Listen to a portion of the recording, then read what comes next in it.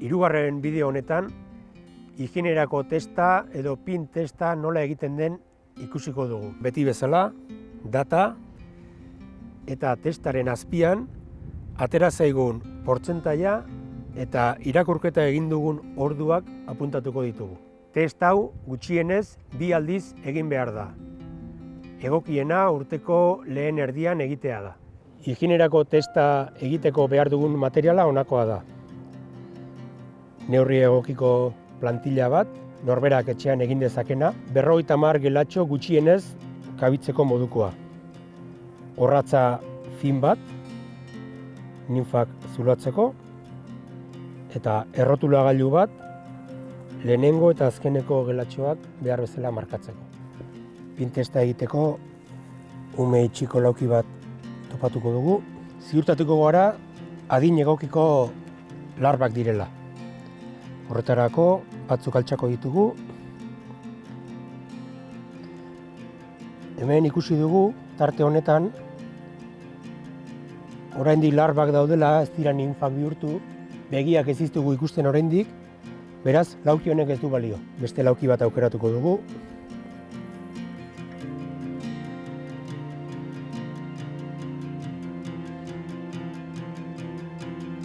Honek begitsuria dauzka, hau egokia da pintesta egiteko, begi arroxakin egokia da pintesta egiteko, eta hau ja beltzatzen hasita dago, beraz hau ez da egokia. Hemen dauzkagu begi arroxako ninfak, begitsurikoak eta hau ere begi arroxakoak. Beraz, ninfa hauek balio digute orratzaren testa egiteko, adin hortakoak behar dutelako.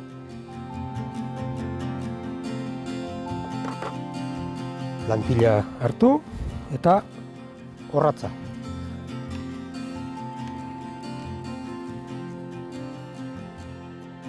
Plantilla bere lekuan jarri.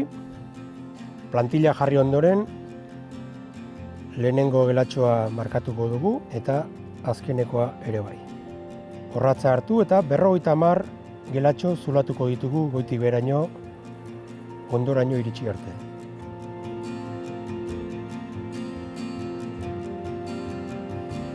Hueko bat bilatzen dugunean, salto egingo dugu, eta kontatzen jarraitu.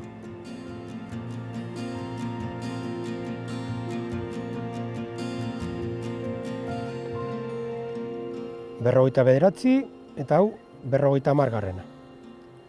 Eta orain, 50 garren gelatxoaren urrengo gelatxoa markatzen dugu. Horrela badakigu, nondik hasi garen zulatzen eta noraino zulatu dugun, tarte hau. Gainerako tartea ez dugu zulatu. Baita ere, laukia bera behar bezala markatzen dugu, urrengo egunean, edo irakurketa egiten dugunean, bilatu ahal izateko. 8 ordutara bueltatuko gara, eta begiratuko dugu, ea zabalik dauden edo itxita dauden.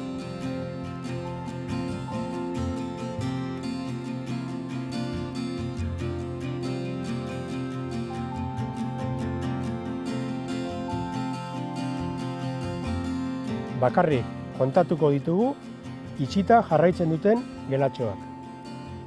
Zabaltzen hasi direnak edo erabat garbiak daudenak, denak multzo berean sartuko ditugu, garbiak baleude bezala. Lehenengoa markatu dugu eta hemen azkenekoa. Horren kontatu behar dugu, 1, 2, 3, 4, 5, 6, 7, 8, 9, 10, 11. 50 ken 11, 39, bider 2, 78.